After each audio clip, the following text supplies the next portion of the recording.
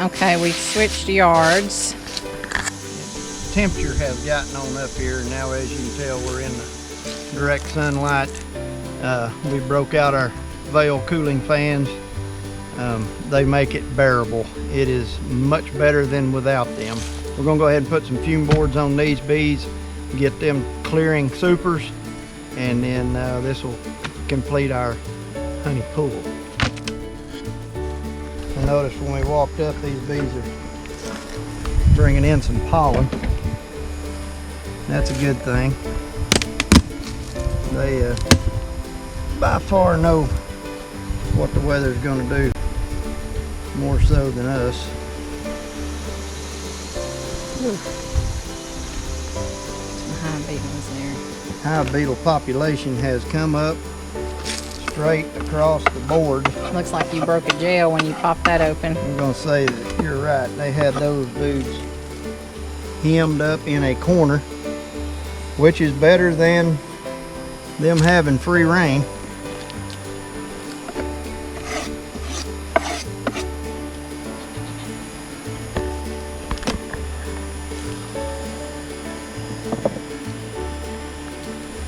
This is a medium super. It's not funny, but it is in a way. If you look right here, you'll see these marks. These are bare teeth marks. That's a bare tooth imprint. This hive last year was rolled by a bear. You can see these teeth marks where he had tried to pull the frames out. But anyway, he didn't get what he wanted, and I managed to get the colonies back together.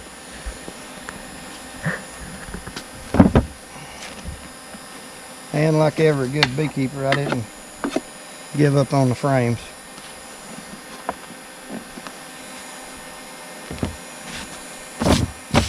All right, we got that one cranking.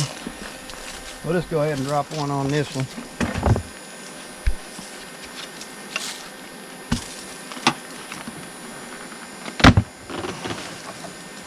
Lots of bees in these hives this time of year. That's a good thing.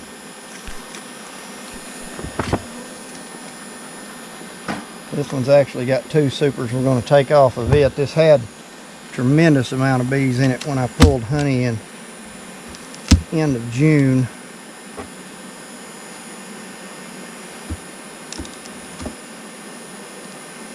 So I don't know what to expect. Really, I see a hive beetle or 2. There again. They had them.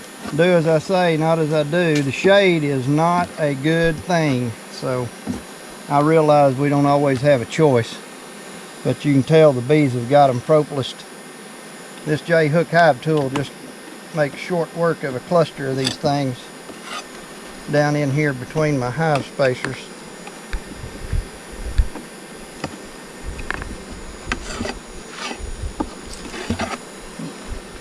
There are a pile of them, and that's where they had them. You'll see this bee, she's working a little wad of beetles right here.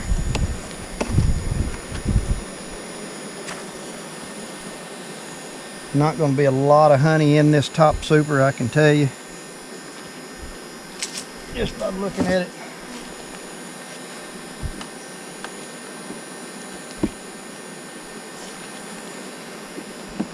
And like I said, I didn't expect a lot of it when I put them on, but I wanted them on here in the event I had way more bees than I had room. I wanted them all to be in, so I've got honey in here, and I'm going to take them off. I want to condense these colonies, so we're going to go ahead and take both these shallow supers.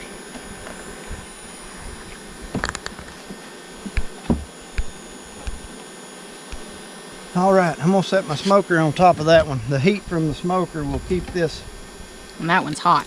Keep this hot as possible, setting in this shade. We got our timer going, so we're waiting our 10, and we'll pull that one and pull this one, and then we're going to install some towels. I'm fairly satisfied that the next hives down here are going to be the same shape, going to have ample honey, and we want to get it. Of course, we're not going to leave it. It just cause us a problem later on in the spring. Well, let's go take a look at those.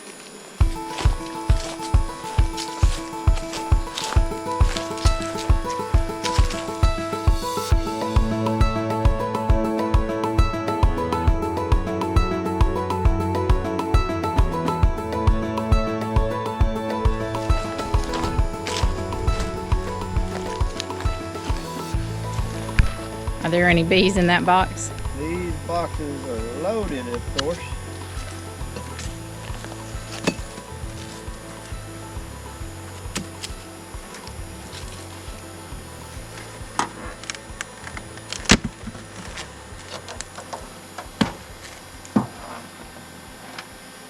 Lots of bees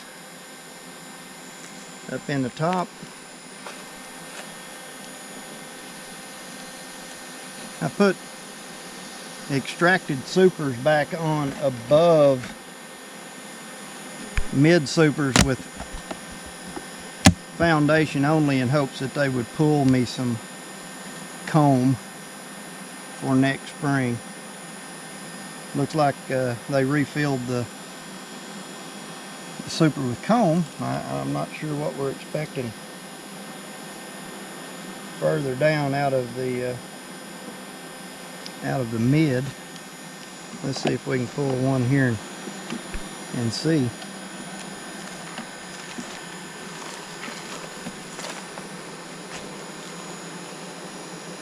Now remember, these were harvested, oh, I think the last week of June. This was uncapped, spun, and the frames and comb put back in. They've filled these since then. I'm looking down at the medium. I don't know if Corinne can get a shot down in the hive. I don't know if it's... But they've done very little work down in there as far as pulling comb. If you give them comb, they're going to naturally put the honey back in it. Save on labor, save on that nectar. So that's good. Good enough. We caught another box of honey. The empty one will come off now. And when I tell you this, it seems kind of strange, but the bee population has decreased in these boxes due to the queens being held back on their laying. So there'll be space for them when we condense them down, and that'll only help with our insects. And I don't mean the bees. Beetles, moths. We want no vacancy. We don't want anything that's not being used, spiders or otherwise. A lot of people this year having a lot of bear trouble. If I work out here in the yard and get a shirt good and sweated down, I hang it on these hives. In the event a bear comes by, maybe he'll smell me, not the bees and brood. Is that one stinging you? Nope. But they don't like the camera. They do not like black. They don't get it. I guess everything in there, most everything in their world that bothers them got black hair on it. Looks like I'm gonna have 3-4 frames of honey. That's a nice frame of honey.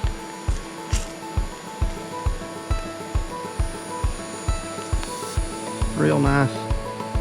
Looks like they've got 1, 2, 3, 4. 4 full ones and a half. I can see down in that fresh super I dropped on them, and they've got it drawn with comb. Can you see the comb down in that was an empty with foundation below. So that's good. We'll store that comb. We'll use it on our next splits. In the spring, the splits will be money ahead. You know, people talk about Do I use frame spacers? Do I not use frame spacers? That they do create a pocket for the beetle, but it also gives those bees a chance to trap them in those pockets, and I believe they put guards there, and those beetles are maintained. And you as a beekeeper, then you need to come by and make the call on what you need to do to continue their prevention. But spacers sure are nice. They make nice clean frames to work, nice clean symmetrical comb. If you get a wider comb, you get more honey out of 9 than you do 10. Hardly any bee population in that mid super, so I know that I'll be fine when I tighten these bees up. They'll have ample room. When as it gets cooler, they'll go in and cover everything, and that's good. You want them walled, you want them box to box. All right, we got more honey here to get, and then we'll pull the empties. We'll put towels on, and you know the rest of the story.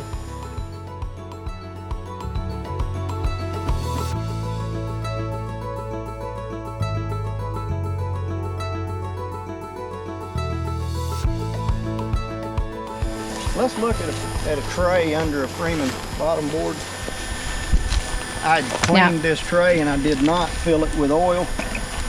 This has been free the beetles coming in and getting bad.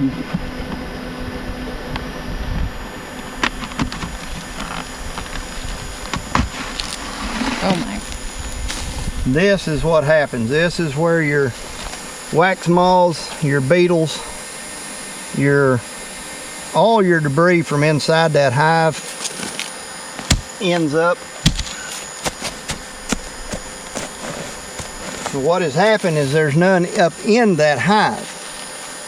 They're down in the tray. The beetles find them, drop them down here, but they incubate. So there again, do as I say, not as I do. This is I should have been more diligent. You should not let these get this dirty, because now the moths use this as a place to raise those little moths, as you saw. We don't need any more of them than what we've got. You want to step on those? Ma'am? You want to step on those?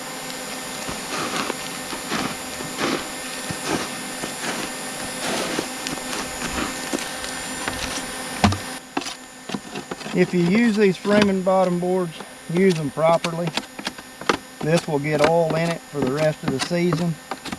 Diatomaceous earth has gotten to be a good way to go, but once that debris from in the hive gets on top of it, you get the same thing. Just a cheap mineral oil will do a lot for you. Take care of killing that larva when they drop it, instead of it cocooning and burrowing into the debris laying in the tray. All right, those fume boards are ready.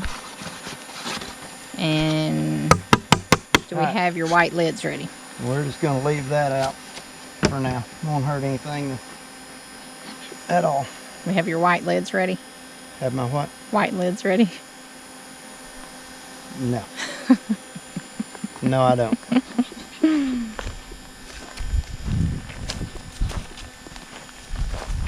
fact, I don't have any lids ready. All right, I'm going to stop this.